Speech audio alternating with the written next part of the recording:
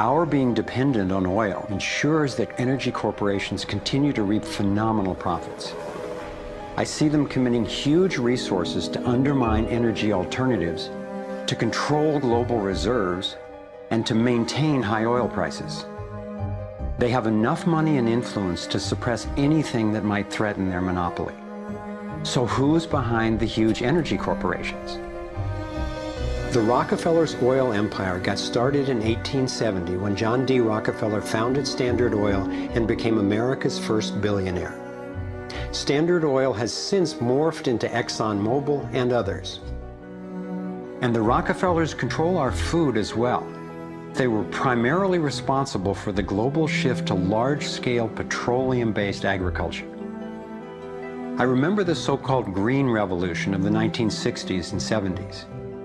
Like most people, I thought it was a great thing. It was, however, based on the planting of huge plots with a single crop using vast amounts of oil-based fertilizers, herbicides, and pesticides. The Green Revolution was the brainchild of the Rockefeller Foundation's Natural Science Division in partnership with large agricultural corporations. Petroleum-based agriculture provided vast new profits for the oil industry, but never lived up to its promises of ending hunger and promoting health.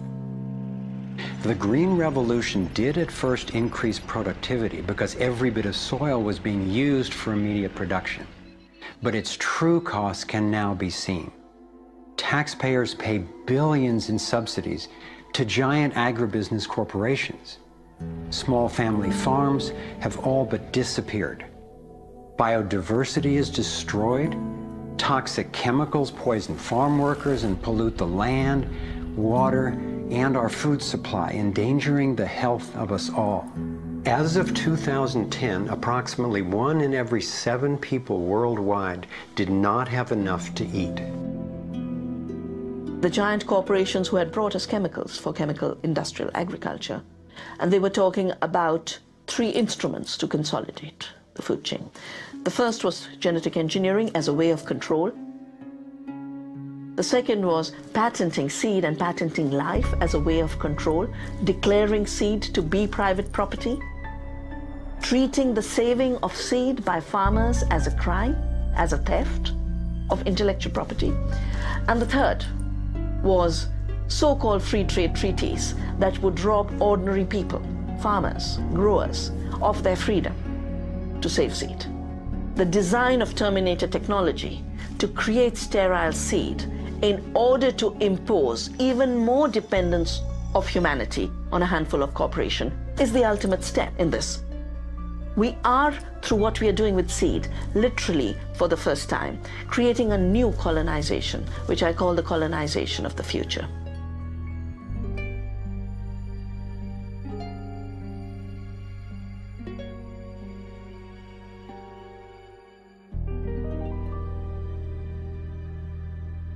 So in 2 crucial areas, energy and food, the same elite banking families and their corporations have taken control, and the consequences have been devastating.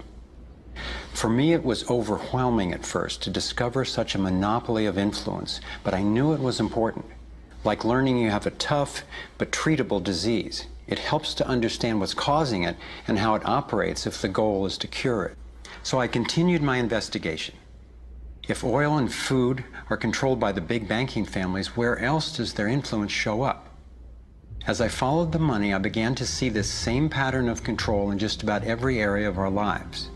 And I always found the same families in charge, either directly through their banks and corporations or indirectly through their major foundations. Again, it was the Rockefellers who created the National Education Association with help from the Carnegie Foundation and later from the Ford Foundation. What the captains of industry wanted from our schools was an obedient and docile workforce who would be manageable employees and eager consumers. Schools are to establish fixed habits of response to authority. That's why it takes 12 years. You're to respond reflexively when anyone in a position of authority tells you what to do. Like education, health is yet another area dominated by big money and corporations. The American Medical Association, for example, is largely funded by the Rockefellers, who use their funding to influence AMA research and decision-making. The average MD in 4 years of medical school takes one course in nutrition, 2.5 hours in many cases, and the materials used, the curriculum materials, are supplied by the National Dairy Council and the National Livestock and Meat Board and other industries, including the Sugar Association, with products to sell that actually undermine our health in the first place. Unfortunately, the way the system of medicine is set up, medical education is primarily, funded by pharmaceutical companies. So there's a motive to make and sell as many drugs as possible.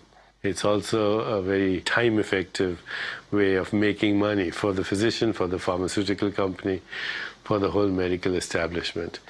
But it's really perpetuating the problems it was meant to alleviate.